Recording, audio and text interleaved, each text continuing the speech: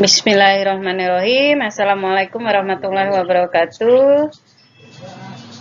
Selamat pagi semua. Semoga kakak-kakak dan abang-abang yang ada di kelas ini dalam keadaan yang fit dan siap dalam menerima materi kita pada hari ini. Adapun materi kita pada hari ini tentang Fathu Mekah.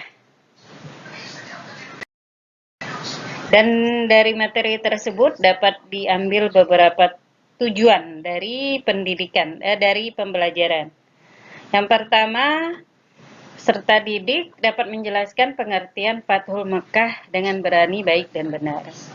Kemudian yang kedua, peserta didik dapat menyebutkan sebab-sebab adanya peristiwa Fathul Mekah.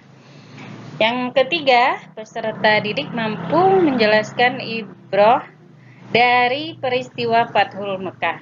Dan yang terakhir, peserta didik dapat menceritakan peristiwa Fathul Mekah. Baiklah, selanjutnya kita akan menyaksikan video pembelajaran. Selamat menyaksikan. Nabi Muhammad Shallallahu Alaihi Wasallam merebut kembali kota Mekah. Kaum Muhajirin adalah sebutan bagi orang-orang Islam yang hijrah ke Madinah. Untuk membantu mereka memulai kehidupan baru, Rasulullah menjadikan mereka saudara dengan kaum Ansor.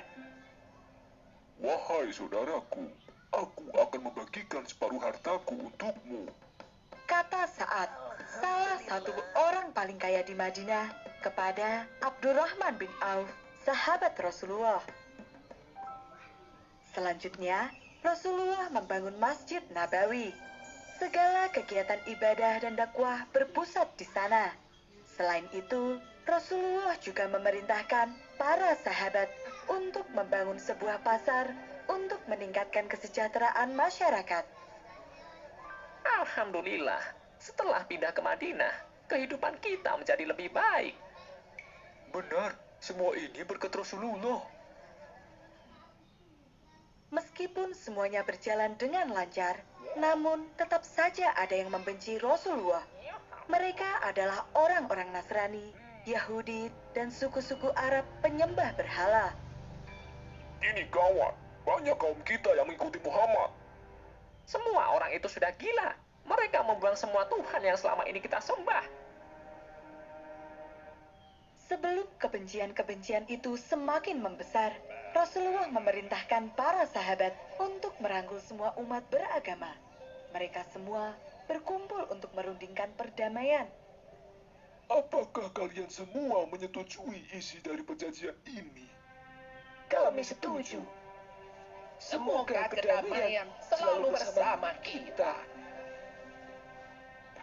Sekarang semua perdagangan dari Madinah telah dikuasai oleh orang-orang Islam. Kita tidak bisa lagi singgah di sana. Terlalu berbahaya. Kami setuju. Setelah tiba di Mekah, semua ini harus kita laporkan pada para pemimpin. Mendengar kabar tersebut, para pemimpin Quraisy semakin menggebu untuk membunuh Rasulullah. Kebencian mereka semakin berkobar. Para prajuritku, kita adalah bangsa besar, bangsa yang kuat. Kali ini kita pasti akan berhasil menangkap Muhammad dan para pengikutnya. Berangkatlah pasukan Quraisy yang dipimpin oleh Abu Jahal.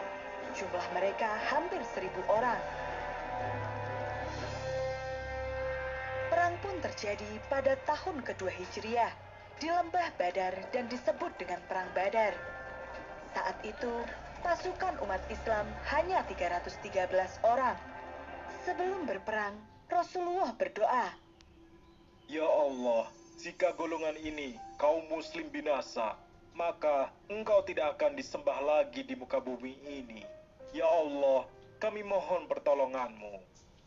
Alhamdulillah, pertolongan dari Allah datang dan umat muslim berhasil menang.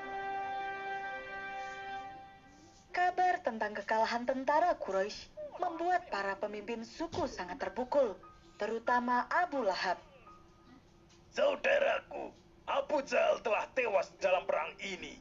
Ini sungguh memilukan. Kalian harus membalaskan dendam ini. Abu Lahab jatuh sakit karena memendam kesedihan serta dendam yang mendalam. Sampai akhir hayatnya, dia terus membenci Rasulullah. Setelah kekalahan di Perang Badar, kaum Quraisy merencanakan penyerbuan lagi. Kali ini, mereka membawa 3.000 pasukan yang didukung penuh oleh Abu Sufyan dan istrinya Hindun.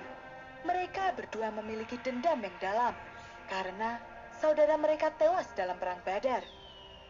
Tenanglah saudaraku, aku akan membalaskan semua penderitaan yang engkau alami. Pertempuran kedua ini terjadi di Bukit Uhud pada tahun ketiga Hijriah. Rasulullah menempatkan para pemanah hebat di atas bukit untuk menjaga pertahanan. Jangan pernah tinggalkan tempat kalian, apapun yang terjadi. Dalam serangan pertama, pasukan umat Islam berhasil mengalahkan musuh. Sesuai tradisi perang, pihak yang menang berhak mengambil seluruh harta yang ada. Karena itulah, pasukan pemanah Rasulullah turun dari bukit. Kita menang! Mari kita ambil harta yang berharga. Hampir semua pemanah meninggalkan pos penjagaan. Kelengahan ini dimanfaatkan oleh Khalid bin Walid, salah satu panglima perang Quraisy. Pertahanan mereka kosong. Ayo kita serang. Satu pasukan besar tiba-tiba menyerbu. Tidak, dari mana datangnya mereka? Bukankah perang sudah berakhir dan kita menang? Akibat kelalaian itu, umat Islam kalah dalam pertempuran Uhud. Banyak tentara yang tewas dan Rasulullah sendiri pun terluka. Pasukan Quraisy terpaksa mendirikan kemah di luar kota Madinah. Selama 1 bulan mereka berusaha mencari cara menyeberangi parit besar itu. Namun, semua usaha mereka gagal. Lambat laun, kelompok Quraisy mulai bertengkar satu sama lain. Ada pula yang terbuka hatinya, sadar bahwa mereka telah berbuat salah, dan akhirnya menemui Rasulullah untuk memohon maaf. Sedangkan mereka yang tetap teguh untuk memerangi umat Islam mendapat hukuman yang berat. Allah mengirimkan angin badai yang menyapu semua tenda mereka, membuat kuda dan unta kabur, serta menghancurkan semua harta benda. Kita terpaksa mundur. Tarik semua pasukan. Akhirnya, pasukan Quraisy pun menyerah dan menarik diri. Alhamdulillah, Madinah sudah aman kembali.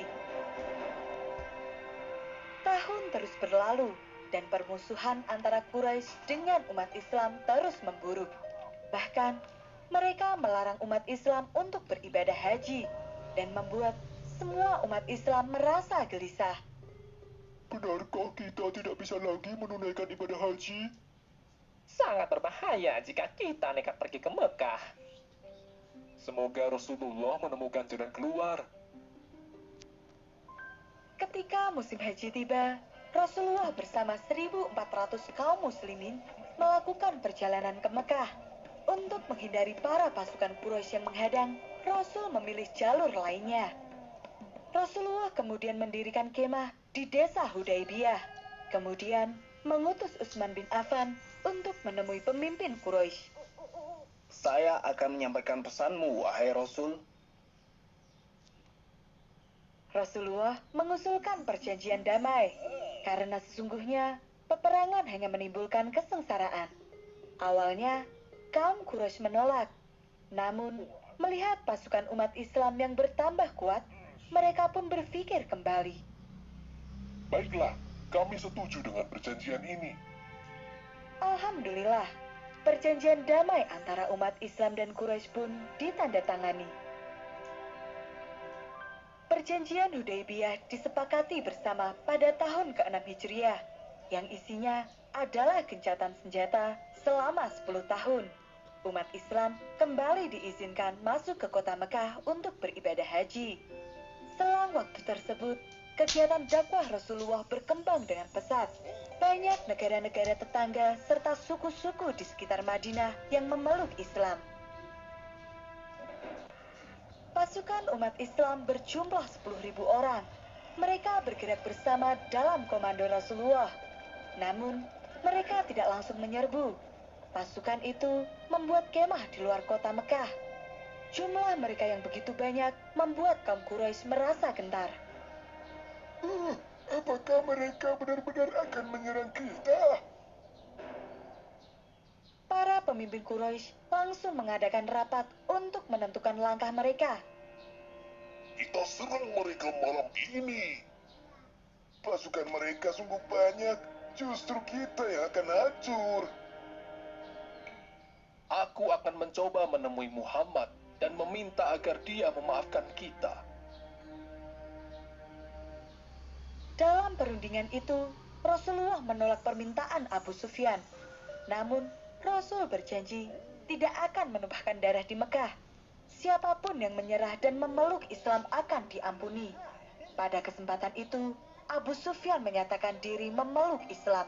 Dia pun kembali ke kota Mekah untuk menyampaikan pesan dari Rasulullah. Pada hari yang ditentukan, Rasulullah dan semua pasukannya memasuki kota Mekah dari 4 penjuru. Para sahabat mengangkat senjata mereka dan bersemangat ingin merebut kembali kota Mekah. Namun, Rasulullah menegaskan bahwa Hari ini adalah hari kasih sayang. Rasulullah tidak mengizinkan pasukannya untuk menyerang ataupun menyakiti penduduk Mekah. Dengan suara lantang, para sahabat berkata, Barang siapa yang masuk ke Abu Sufyan, dia akan aman. Siapa saja yang masuk ke rumahnya sendiri dan menutup pintunya, serta yang masuk ke Masjidil Haram, maka dia akan aman. banyak orang yang kemudian menyatakan diri memeluk Islam. Dan bagi mereka yang tetap pada agamanya, memilih untuk masuk ke rumah masing-masing. Rasulullah membersihkan 360 berhala di luar dan di dalam Ka'bah. Kemudian membersihkan gambar-gambar yang ada di dinding Ka'bah. Sesungguhnya kami memberikan kepadamu kemenangan yang nyata. Setelah itu, seluruh umat muslim melakukan sholat 2 rakaat di depan Ka'bah. Saat itulah azan pertama kali dikumandangkan di Ka'bah oleh Bilal bin Rabah. Setelah itu, Rasulullah berkata, Aku sampaikan kepada kalian, sebagaimana perkataan Yusuf kepada saudaranya. Pada hari ini, tidak ada cercaan atas kalian. Allah mengampuni kalian. Dia Maha Penyayang. Pergilah kalian, sesungguhnya kalian telah bebas. Allahu Akbar. Rasulullah memberikan ampunan kepada seluruh penduduk Mekah. Itu adalah peristiwa bersejarah yang disebut dengan Fathul Mekah. Sejak itulah Mekah menjadi negeri Islam sekaligus tanah haram. Maka tidak halal bagi orang yang beriman kepada Allah dan hari akhir untuk menumpahkan darah dan mematahkan batang pohon di sana. Peristiwa ini mengajarkan pada kita semua bahwa meraih kemenangan bisa ditempuh dengan jalan damai tanpa kekerasan.